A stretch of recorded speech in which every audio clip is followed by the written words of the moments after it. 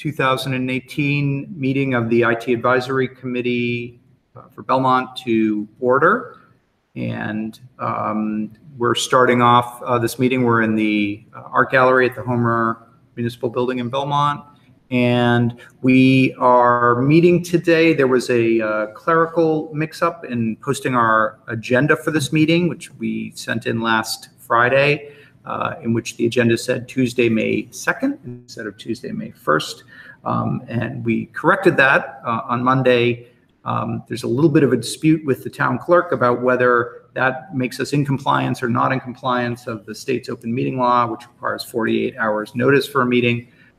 We're going ahead and meeting today, although we've stripped down our agenda a little bit in recognition of that, because we feel like we can get some work done and the business of the town needs to move forward. But we are noting that, and obviously apologize to everybody who was the crowds, no doubt, who are waiting to attend our May meeting.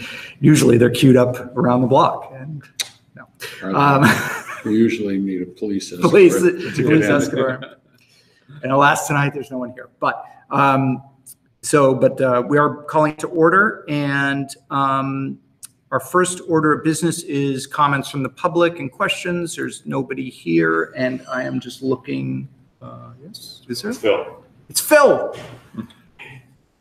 Phil is here. I don't see anybody online, and there's nobody in the room. So we're going to move on from public questions. And Phil, we're just, I'll update you after the meeting. But we are streaming, so say hi to the people at home.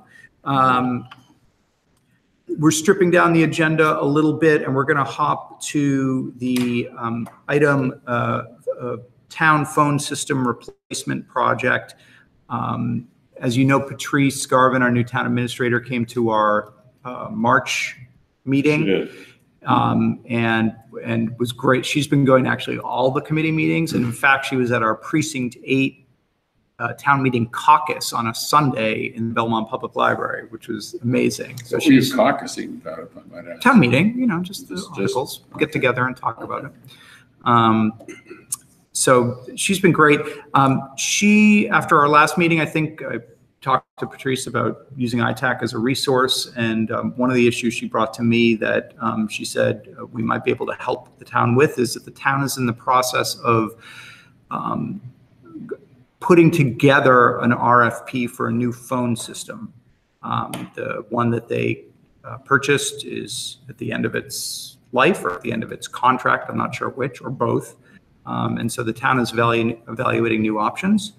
And she thought ITAC could be of assistance in helping to put together that proposal and obviously vet possible options for the town. I would assume that would include soft phones, or maybe no phones at all. I don't really know, but I'm not sure what, I don't think the RFP's been put together. But I wanted to bring that to ITAC and see if there were folks on the committee who would be interested in being part of a small working group to advise the town on that. It's not my, yes? Yeah. Okay. Yeah, I'll do this one. Yes. Do you know what her timeline is, like when they want to get an RFP issued? I do not, and I don't, my impression just from her email was that there is not one put together yet, and I think Dave Pedo is going to be the contact on this. So what I'll probably do is hook you up with Dave, and he would probably fill you in on where things stand. Okay.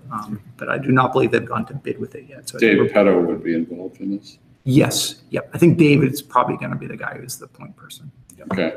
I would assume he would make the ultimate decision. At least he's centrally involved. Yeah. Me too.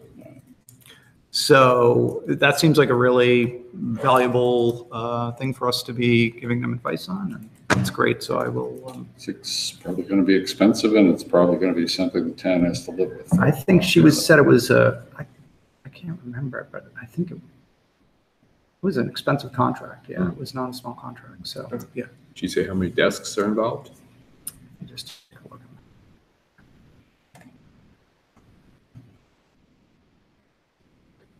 I think first thing is just to sit down with them and find out what they're thinking and how far along they are. Yep. What they would like help with, right? Yeah. Yep. Okay, so that's great. I will refer you both to her. Okay. You know, the interesting thing is it's got to be security issues. Seriously, associated with that. Yeah. There has to be. Yeah, sure. And yeah, obviously features and functionality as well, right? So now your phone is more than just a phone. Great.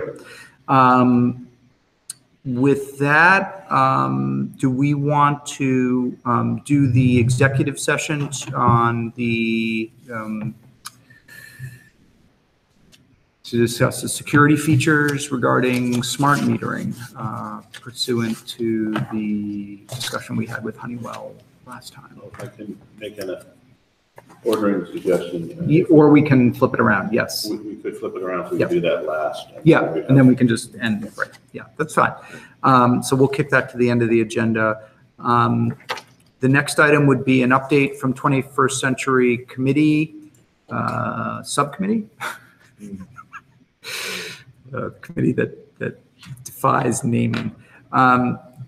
So we are basically ready. We put together our survey. Did Jim share that just with the subcommittee or with the full committee? Okay, so I will, I'll circulate the link to the Google form, the Google survey actually, that we've put together for the town committees. So this is going to go out to the officers so that would be chair, vice chair, secretary, for all the major elected and appointed committees in town.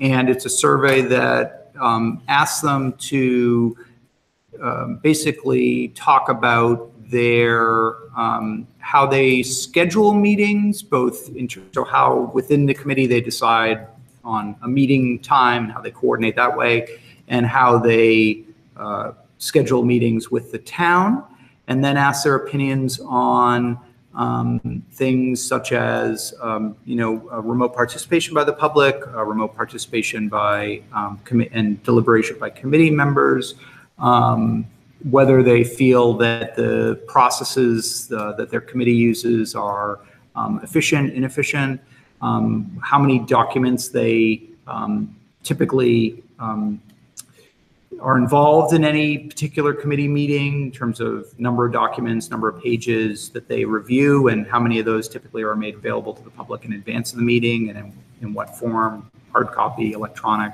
on the website, email, what have you. And that type of thing. So just looking at kind of, as we've talked about, the systems and processes surrounding the committees. And trying to get a sense both of where people are at, how they work right now, whether they're sending stuff by fax to the town clerk or emailing it or bringing their agendas in person. And the survey is just limited to Belmont town committees? Just to Belmont town committees, yes. So we've also done some informal kind of phone and email surveys of neighboring towns about their processes and so on. That's been another part of our group. And then those have all been reported in our minutes. Yep. Yeah. Okay. And then the final piece is the survey for the public, which I don't think we have yet translated into the Google survey, but we'll take care of that and send that out to you. And that is going to go out to Belmont residents via, and in fact, I need to talk to you about how you guys did it with the community path. Yeah. Yep.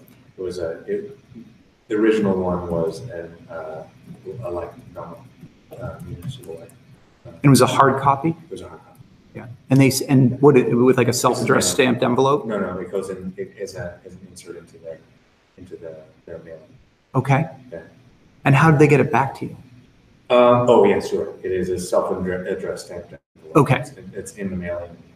And you got a fair number back from that, didn't you? Yeah, pretty good response. Yeah. I think somewhere on the order of like 20-30%, which is That's great. That's really Yeah. good. That's extraordinary. Yeah.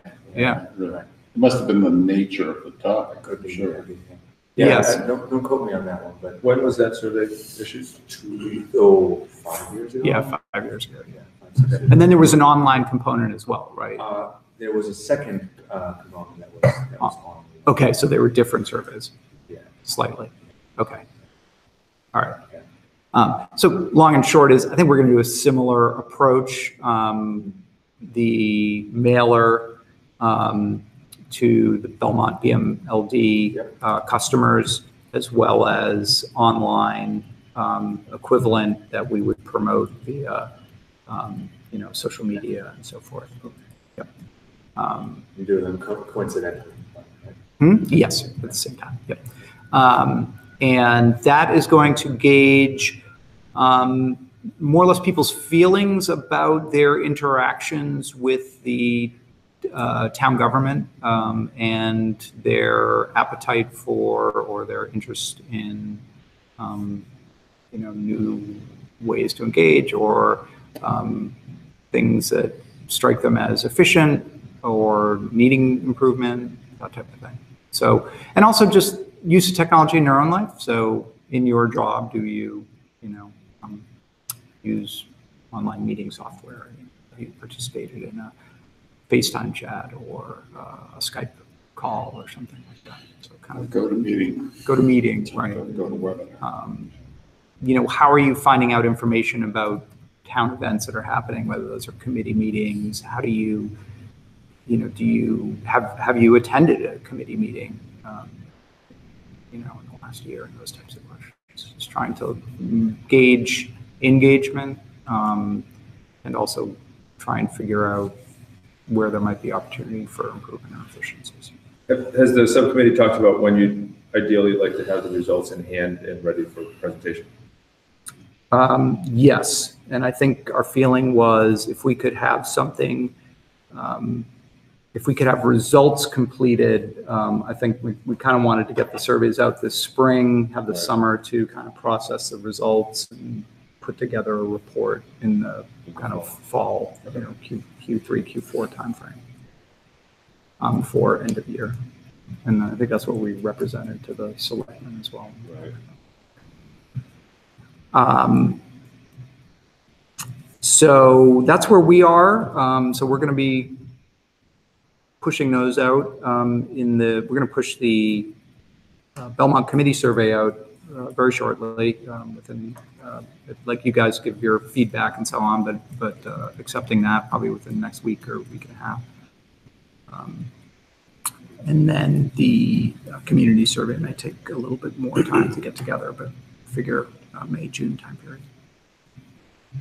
And let's see, we've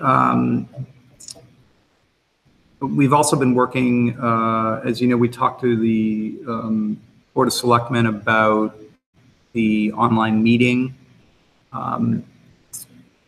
What we've been doing here, streaming, and then also we talked about the Meeting Owl technology and what that offers.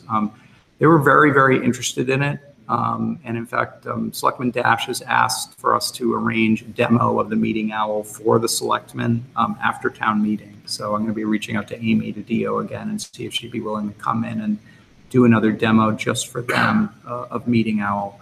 But they were very enthusiastic about that technology and about the idea of online participation. And I think they're ready to move forward with it. And I think they're looking for us to maybe give them some kind of a concrete recommendation. So that's something else that we might be bringing to the full committee to consider a proposal or a recommendation to the selectmen just on that piece. Where it stands now, at least from the selectman standpoint, are they looking at this as a device to do, if you wish, online participation across all types of meetings or just certain types of meetings? Well, for the selectmen, it's different because every one of their meetings is already taped by Belmont cable. So they don't have to get over for them, I think it's really just another way for people to participate in their meetings besides watching on Belmont Cable or on Belmont Cable's website. There was a bit of a discussion about what size of committee would kind of benefit or be able to utilize this. Yes. How it would be done. And I think that the thinking was, warrant committee, yes, places with, committees with larger attendance and sort of larger kind of implications to the broader community probably would be things that would want to be, yep, that they want to utilize it, whereas this model is, And I think for selectmen, where it's a 3-person body also, so it's very easy to not get a quorum, you know, and you've got 2 folks right now, actually you've got 3 folks right now who are all working professionals. So I do think that there's probably a interest in saying, gosh, you know, if we can use this technology to enable somebody who might be out of town on a business trip to take part, and, you know, it might be a part of their interest. Well, I'm afraid I can't remember enough about the capabilities of this system to say, and that's why I'm asking these questions. Is this key not only towards online participation of members who can't make the meeting, or is it also going to be set up perhaps to permit an online query by people, The public, right? By the public. So the online participation of the public doesn't require any special permission, because that all kind of falls under open meeting law, that, you know, the public can walk in and set up a video camera and tape or record a public meeting. There's no special permission they need to do that, but I think there's a sort of courtesy of asking the chairperson or letting the chairperson know that you're going to do it, but it's a public meeting. So that doesn't require the selectmen, but under the state law, the selectmen do need to approve remote deliberation and participation by members. And when they do that, when they give that permission, it is a blanket permission. In other words, every committee then benefits from that. They can't selectively say, well, you know, Warren Planning Board, you guys can do the remote participation, but ITAC and, you know, Library Board of Trustees, you can't. My guess, I'm not sure where the selectmen are at that, and I wouldn't want to speak for them. Actually, that was part of my question, but not all of it. Yeah. It's not so much having the ducks set up for doing this legally. Okay? Yeah. But whether the technology will permit it. In other words, I'll give you, for instance, I guess, let's say the choice of technology. So, well, that's what you're talking about, a specific type of technology. Yeah. We're talking about a rule that says you can do this. Yeah. Or I thought we were also talking about we're looking at we're looking at some potential options the town might look at, but the core thing we're trying to do is suggest that they change the rule. All right. Okay. And that's the key. So it's a procedural and a bylaw thing. That's the key. That's the key. I see what okay. So and then after that, it's it's details. Right. I think I sent them the link to Amy's demo in this committee of the Meeting Owl, and I think that they were like, wow, that's really cool. And we could get one for the selectmen's room and the Chenery meeting room, and, you know, wherever else, you know, meeting room 1 or something at Town Hall, and have those available for use. And then we could just have this as an option for committees. It could be up to the chair or the committee to say, we want to stream this meeting, we don't want to stream this meeting, but it would just be a tool in their tool belt that they could use. And I think that's kind of what they're thinking is. Yeah, I mean, but there's to details. answer your question. The Meeting Owl basically is just a video conferencing, all-in-one kind of arrangement, right? Yeah. So whatever software you use beyond that is kind of up to you. It supports quite a number of them, and if there is some form of a chat in which, you know, the public could kind of put forward questions or something like that, this could be kind of up to the software that you use in the meeting. Yeah. So and I think in our presentation to them, I just said, listen, we use a webcam and a mic and a laptop. Like, this is, you know, anybody can basically do this. It's not a technology obstacle, but it is a training, you know, awareness. So, I mean, there are obstacles. Money, I don't think really is one of them, but there are other obstacles. You have to practice. You have to practice, and you have to, I think, do it. Even tech-savvy people at work, you know, it takes them 10 minutes to set up a meeting. That's right. Because they just don't. Stuff happens, right? Yeah, whatever. So I think they're aware of that. So I think there's an enthusiasm for the idea, and then it's going to be okay. Probably turn to Dave Petto, who was at our meeting as well, Dave's gonna go, and say, Dave, make it happen, and then of course, that's the can of worms. Yeah. But anyway, so that's something else that we're going to be working on. So ahead of this larger report on technology use and within the committees and within the town and the public's feeling about technology use and how they'd like to interact with the town or interface with the town. I think there's going to be a shorter, more pointed report out of the subcommittee to the larger committee just on this remote participation issue, and that we can forward along to the selectmen. Basically say, as a body, as a committee, and this is something we vote on, here's what we think and recommend, and here's some options available to the town. Yeah. Okay. You mentioned the demo. I missed that meeting, actually, of Meeting Owl. Can you send me that link? I will. Okay. It's on the YouTube channel. Yes. Great. Yeah, it's great. Yep. Yes, I didn't see it. Send it right out to you. And I showed it late to that meeting, so I'm talking to Taylor. I also missed the demo. So, okay. You weren't at the Meeting Owl demo? I showed I think you were. Were you? Okay. I showed up late because I had. Yeah. Well, we did it in the subcommittee, I think, the demo. Oh, that might be right. That might be it. It might have been the subcommittee. Yeah, that's right. So report on the subcommittee on, what are we titled? Public Health Technology Cybersecurity. Mm-hmm. So we last met on Wednesday, last week, April 25th. Mm-hmm. And sort of two things to update the committee on, and then also sort of a solicitation for some advice. First is we had originally committed to doing 3 cybersecurity talks. So we've done 2, we will do a third. We agreed that will happen in the fall. So it's just getting too impacted, and then a lot of folks are away in the summer. So we'll schedule it for sometime either late September or in October, date TBD. We'll reconvene over the summer to kind of finalize that. The other point is that last year we had represented the committee at the Meet Belmont event, which was in August. So the question is actually to the committee here, is there interest in doing that again? And if so, would it be good for that to be a committee function as opposed to just from the subcommittee?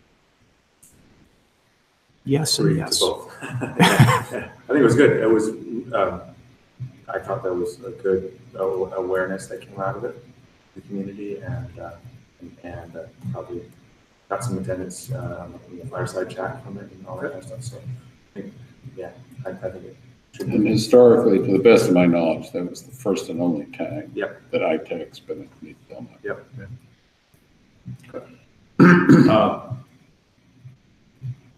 Can I have that be something that we just leave at this committee level to organize and manage attendance to? What is the date again? I don't know. It's in the fall. It goes in August. It's right before the school year starts.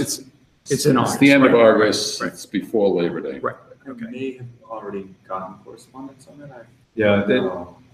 Right. So we can check it, right? Yeah, right. Yeah. I mean, last year we didn't really know until July. Right. Yeah, I was hoping that we'd stay on their mailing list from being on last year, but I did see something from them, but it just simply said, we need help.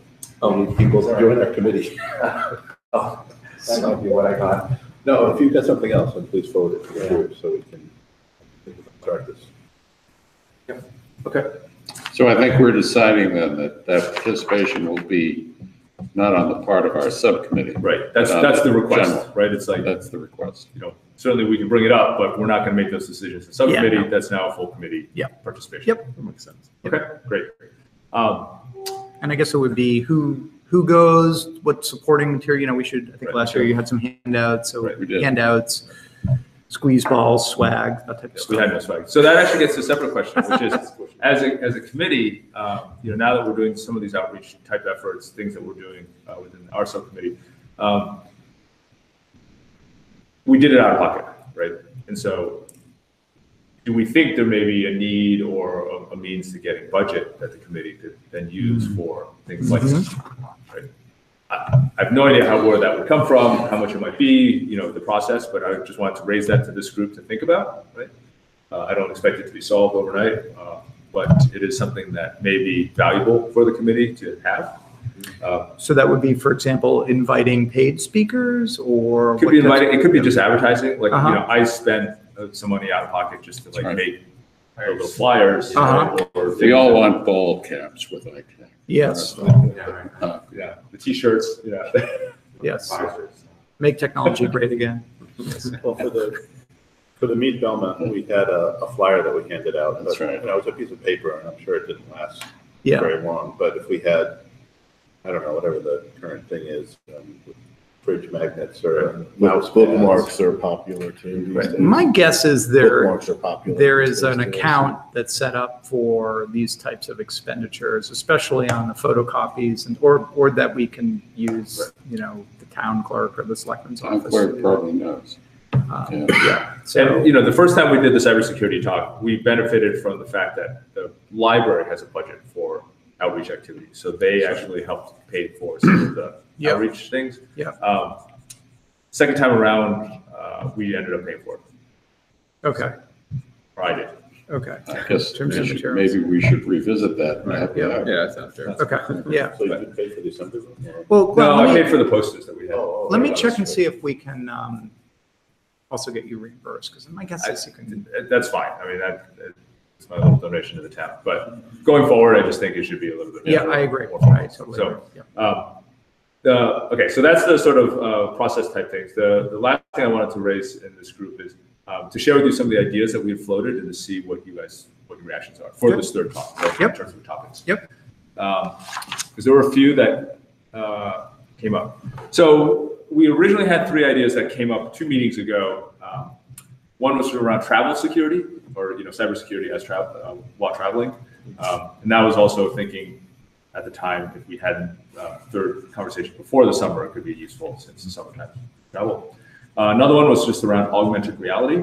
So again, think Pokemon Go, these things where you see real life and you get superimposed things on it. You could argue that's probably going to be an increasing element in driving as well, things like that. And then security around health data. Okay.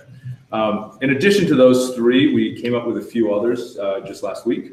One of them was around artificial intelligence. And that one, all sorts of areas you could go, but one idea was just, the sort of doomsday viewpoint, Skynet's going to come and take over the world, sort of Elon Musk thinking versus others who are not so worried. And also, I like the Schwarzenegger version. yeah.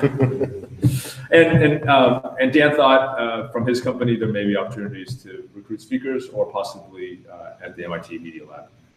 Again, it's a fairly, artificial intelligence in my professional side, we've talked about this as well.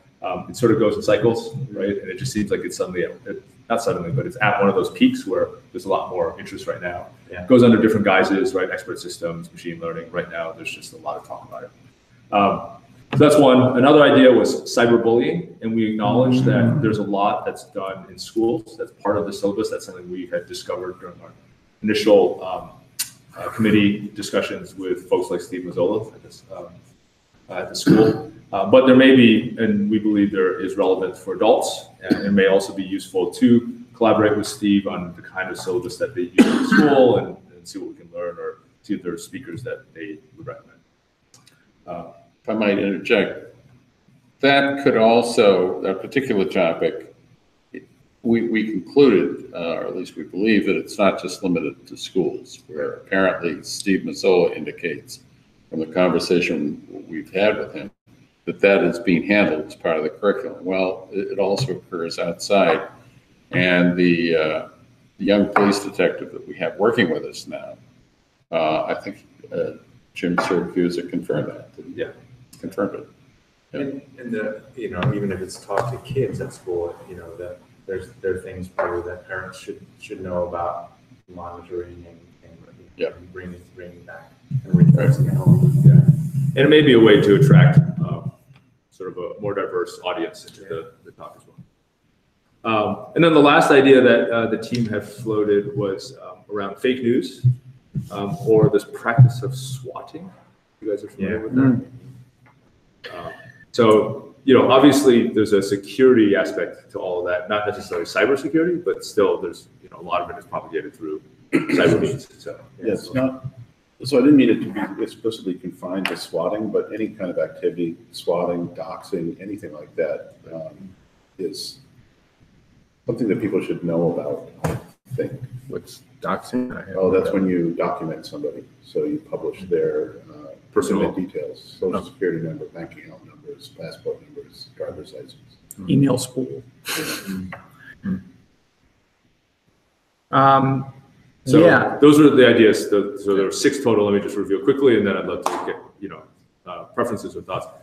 Travel security, augmented reality, health data, artificial intelligence, cyberbullying, and then this other one we sort of hybridized, which was fake news or swatting, or, you know, basically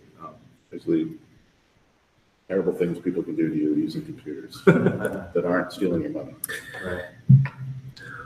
I mean, And there was one other thing that I can mention. If Yeah, please. Some of these topics don't really necessarily lend themselves to a full presentation, but we could have kind of, we mentioned the idea of like sort of mini TED Talk like things where we have 2, 3. Yeah, we're talking about a different format Yeah. for whatever topic we agree on. Well, you could do 3 topics for one session as well. Yeah. I mean, that's, as you guys were talking, that seemed like probably the most appropriate thing. If it's a hour-and-a-half session or whatever, however long. we target about an hour. An hour, You know, it goes a little bit longer. That's Usually probably goes longer, but we bill it for an hour to sort of make that be one of the attractions of coming. You're not going to tie up your entire evening. Yeah, you could easily just do, I would get together. Yeah. You know, as far as AI goes, I think, you know, I mean, it may not be as real to people to talk about, you know, what we, you know, what people project in 5-10 years, but there are real usages of AI for, you know, analytics, for, you know, for any number, and there are things that are happening right now with AI that are probably worth mentioning. I think a lot of this, things are working pretty well right now in terms of research eventually finding its way out into the market. Yeah. So if we just talk about things that are in the lab right now, I think they'll give people an idea of what they could expect the future is going to be like. It's a good thought. Yeah. Also, on the AI topic, I must admit I haven't read this section of the paper yet, but I believe that topic was covered in the Wall Street Journal over the weekend, and it was probably written at a level that the non-technologists could understand. Okay. Yeah, it was about the sort of robots and automation and which jobs they were going to take or which jobs they were going to create. There's also a fun one that I saw about how to trick AI. Yeah, I don't think there's a shortage of Right, content, topics. right? Yeah. So it's And certainly a rich area, right? It's a buzzword too. People have heard the word, they may not know what it is, Right. but they have their own image of what it may be. And Yeah. part of the objective of the presentation or presentations would be to help better define that and then tie it in with the, you know, the risks that may be involved. I mean, it's rich, you're right. So, and I would suggest that would be one that would kind of grab people's attention, Right. you know. It could also take the whole, like we could spend. That could take the whole one, but if you you know, partner with something that would take 15-20 minutes, that might be, might be. Well, there it The is. cover band, Right, exactly. I think this would definitely fill the room. But you have to be careful though, because it's, you know, it's, you bring out the crazies. Yeah, it could. well, no, it's bordering more on entertainment and Yeah. and Yeah, education at exactly. this point than. That was kind of my Whatever. point, is that I don't, you know, okay, so intelligent micro, you know, bots, you know, that's what, you know, this is science fiction that you could easily get some, you know, entertainment value out of it, but not necessarily something real to people. Right.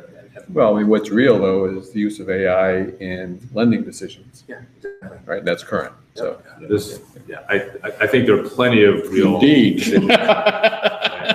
You work for IBM. We can talk about Watson. As a matter of fact, we have a speaker here. I mean, I think there are a couple. I think one of the interesting things that ties us together is that companies and governments are aggregating huge quantities of data on all of us, much of it coming from our cell phones.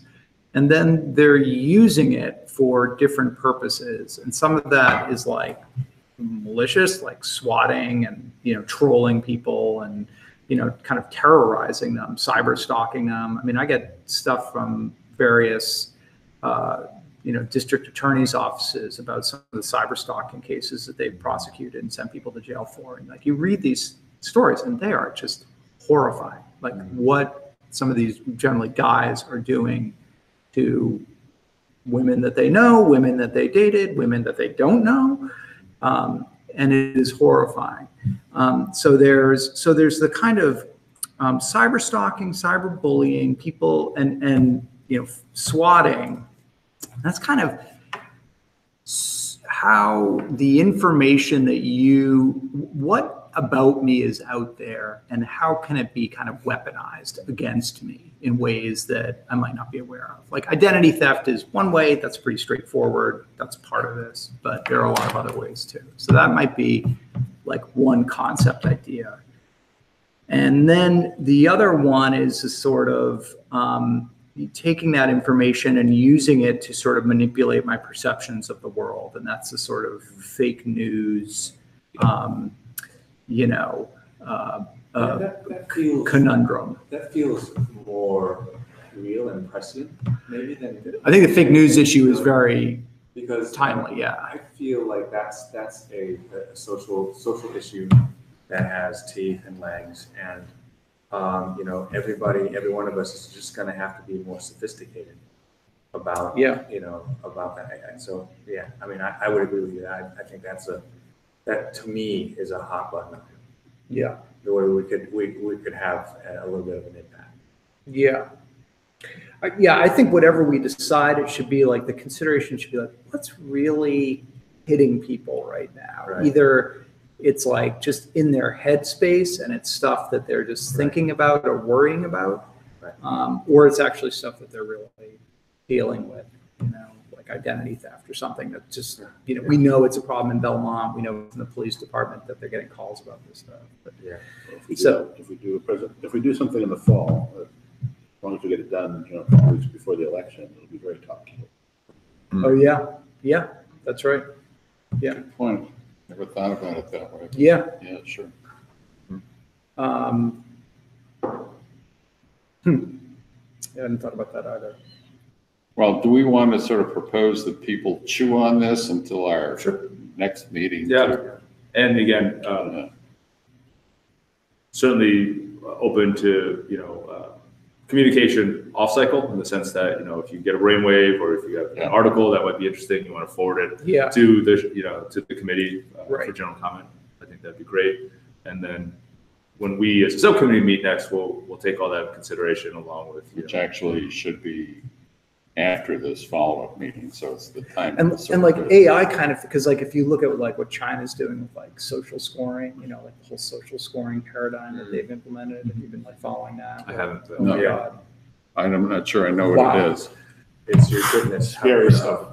It is so Orwellian. It's like they're obviously they're surveilling you everywhere. Put the cuffs on me and they've got facial recognition systems, and then they're like totally monitoring everything you do on your cell phone. So they've just aggregated all this data, and they've got very accurate, granular like profiles of basically every citizen, and as well as your social media stuff, what you're doing and saying online as part of your social profile as well. So what they're doing now is they're actually gating access to stuff, jobs, public transit, critical services based on your social score and your social ranking. And it's not just you, it's also your graph, right? So you might have a pretty good social score, but you're hanging out with people who are, maybe they're saying some stuff that's critical of G, President G, and so that's lowering your score. And because you've got a lower score, well, the gates are coming down on, these amenities, these social amenities that you'd like to take advantage of. Sure. Yeah. I mean, it is. Well, it's kind of like Nexus and it's like, right? it's like weaponizing LexisNexis. It's so much worse than that though, because it's not just like your, it's not just your credit profile or something like that. It's they have more than that, but yeah. But So like, and obviously it's, that's machine learning that is enabling them to like do that at scale, right? To make those decisions independent of any individual. It's just like, oh, here's your score. So, but I don't know that that's necessarily relevant for. Right. No, it's an interesting. No data man, point, because they're doing it here too. Well, yeah. No, but anyway, sorry. I was trying to think like, oh, that machine learning AI piece is really interesting too. Does that fit into? Oh this? yeah, And no, I was I like, mean, oh it yeah, does that's, fit in. So, but just not in our context. Just off the top of my head, one more thing that's kind of interesting, I think, is understanding what at work is being tracked about your information. How private is your work email? How what does work know about every single process that's on the machine? And just so you can be a little bit more sophisticated about what your online presence is, or your usage of your work resources are. Yeah. Yep. Well, it's sort of, it seems like we're expanding the topic, and this is fine, to what you might call cyber monitoring. And it's different facets and it's different types of risky, undesirable outcomes. Right. I mean, fake news is really an outgrowth of that, right? Because why is fake news so effective? Well, it's effective because there are platforms like Facebook that allow you to make sure that the right news piece is going to appear. Social profile. Social profiling. Via your, right. I'm not seeing the anti-whatever ads because they already know that I'm not going to be receptive to, but other people are. They know where your center is, and they want to push it. They can move it a little. That's bit. right. That's right. They're going to show you something that you will believe. Yes. If it's too outrageous, you'll reject it. But if it's just plausible to you, you'll buy into it. That's right.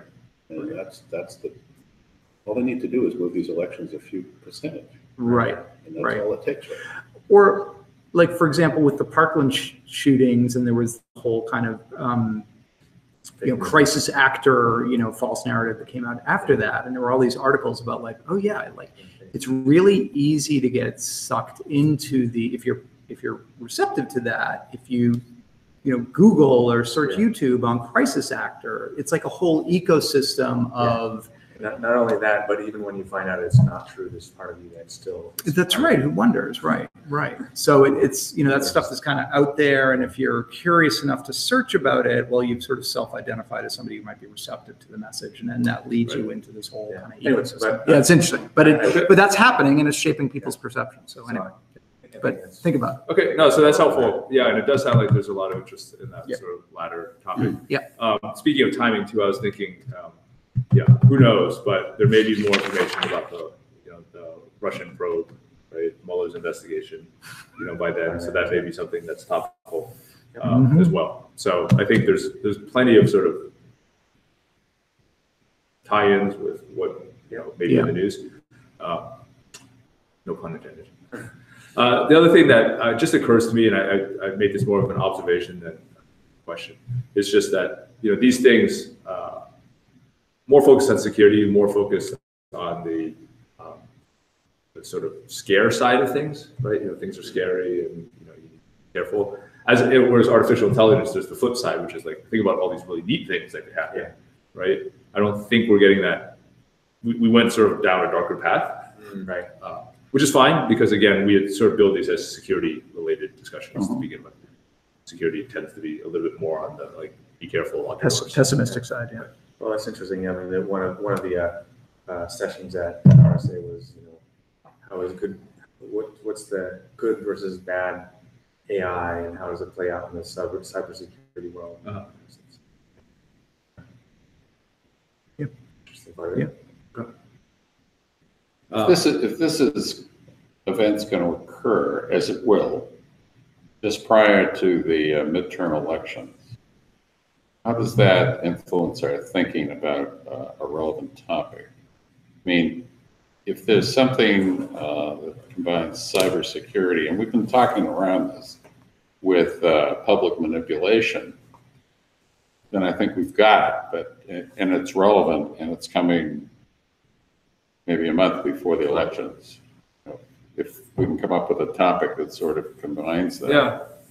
in some respect, So let me flip topics or tangentially a little bit. So I actually know someone who lives in Belmont who is working on starting a company that will focus on using AI to identify fake news. Yeah. Really? Good AI. Yeah.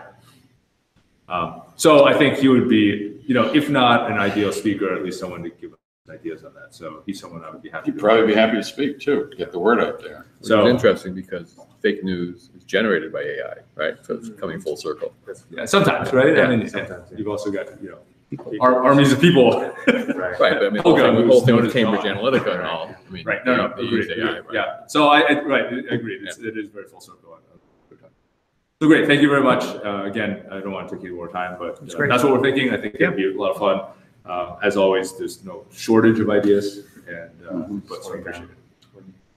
By the way, I think we've also, while we're always looking for a new and relevant topic, we do have a template down in terms of how to do it. We're still working on how to better advertise it, I think. Yeah. And get more people there, but we certainly have an ally on the part of the library. Yeah.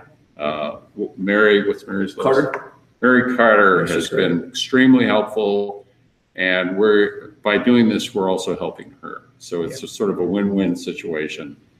The assembly room turns out to be probably a good place to do it. It's frankly, we're never going to get hundreds of people to come to these things, but if we happen to get 50, there's enough room there for it, okay? And again, she's very helpful. She does whatever she can. We also have now established contacts with the public media in town, and they will at least advertise that it's happening. They don't always advertise what happened, but they advertise what's happening. And partnering with the senior center and probably get the flyers. And Yep. and all that. Yeah. Center Or the Brown media center too, because the media center not only has space to handle 50. Does it really? people. Yeah, their Studio A, yeah. It's Didn't big realize enough. that. I think it's big enough for that. And, then you can also perhaps tap into a budget. So if you're thinking about advertising and all, if they're going to host the meeting, right, and have it in their space, then you might twist their arms to We benefited from that the first time with the library because they had budget. They helped us do it. Right. The second time around, they had another program that was their sort of 100th anniversary, something like that, which was the following weekend. And so their budget was sort of dedicated towards that. So that's when we were. What are the logistics of parking around the media center? We don't have that issue at the library. I mean, there's that lot. There's a municipal lot across the street, yeah. Which especially in the evening, I think is pretty empty. tons of parking on my street, which a lot of people can bail themselves out. Actually, you're right. Yeah, right, exactly. As we discover every year at Derek's party. That's right. Exactly. I had no idea that Rugby. media center had a space in there. Yeah, maybe Yeah. tonight. I mean, nice because they have in sort of the lobby, if you want to call it that. Yeah. They can have food and drinks out. That's sort of true. I've been to the social, lobby. and then you go into the studio, the main studio. It's pretty sizable. 'Cause I'm thinking about the annual meetings that they have. Yeah. And I think they easily can get 40, 50 people. No, I've actually been in the media center, to get the camera and Yeah. get trained on it. So have you- must you've been in walked this- right past the studio without. Well, it's in the back, so you have to go through a control room or else go around the side. But you I should think definitely go in. a and lot take of a us look, have been into the lobby area. Yeah. I've The been in studio's there, quite big. but I've never been beyond that. Yeah, do you think it can hold 50 people? Oh, God, Oh, yeah. Okay. yeah. Okay.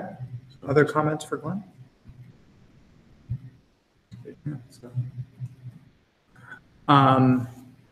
Okay, the only other thing is, I think just ideas. I thought it would be good to brainstorm some high-level ideas or topics of things as a committee to pursue as we're moving into kind of second half of the year. I think first half of the year, we've been kind of wrapping up stuff from 2017. So if there are new topics or ideas or agenda items that people want to introduce, I mean, obviously we've got phone replacement that's on our agenda. By the way, if they need a third, are you open to it? Okay. Yeah. Yeah.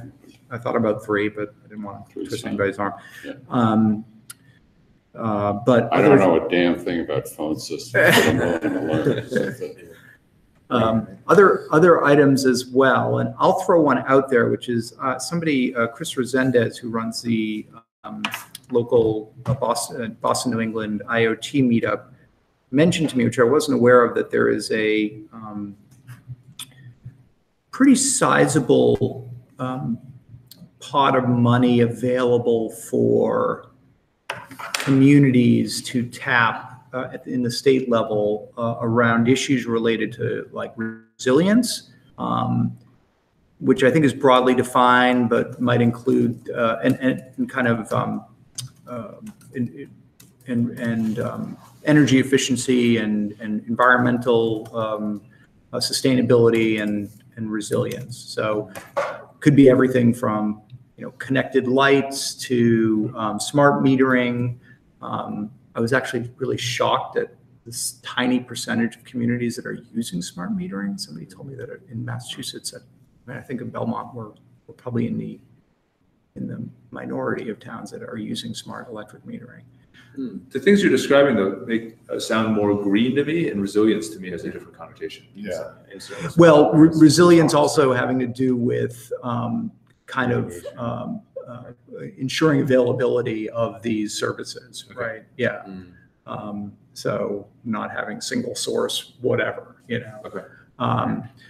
But I did find something online about it, but I was wondering if ITAC could take it as a project to see if there are opportunities for Belmont, because I know Therese is interested in finding, grant money that might be out there for doing capital improvements of one kind or another. I'm not totally sure what this is all about. I've only done a couple cursory Google searches, but I thought it might be interesting to look and see what the status of that fund is and what's going on with it, whether there's money available. Or to sort of put it back into her court, but with our support to say, gee, maybe you should look at this, and if you want an information technology component, we're here to So she's got a lot on her plate. So I thought at the very least do a little bit of initial footwork and say, either this is, Paul heard wrong, or that fund is already spoken for, or it's still working its way through the legislature, or nope, it's there and something we should. If it's available, I wouldn't be surprised if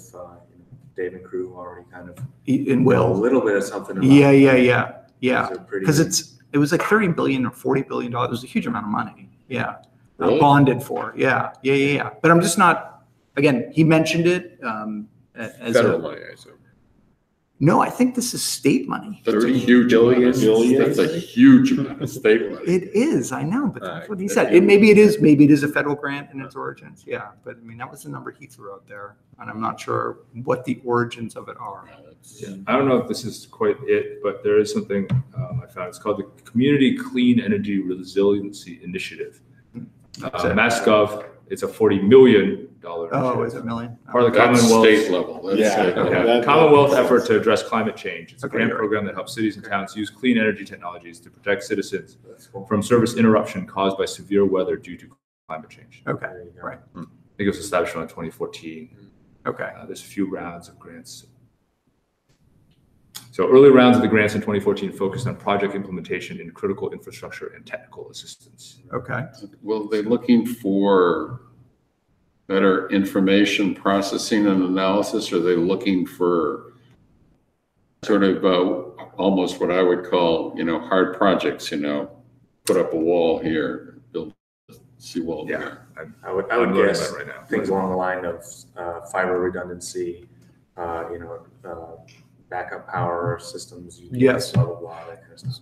So it also looks like, at least what I'm looking at, looks like it's done. Because it's already spoken for? There was 3 rounds of funding. The last one, applications were due on March 17th of 2017. Oh, okay. Is that for all the money or just so much for that? I mean, again, I've looked at this for a whopping, 2 minutes. Yeah. So, Right. worth investigating, then maybe there's another round. Yeah. Maybe it's. I imagine sustainable The Belmont impression I would got, be all over this. yeah. The impression I got was that there is more money available, but again, this was at an IoT meetup. So, Yeah, okay. okay. So anyway, might bear looking into. Other ideas?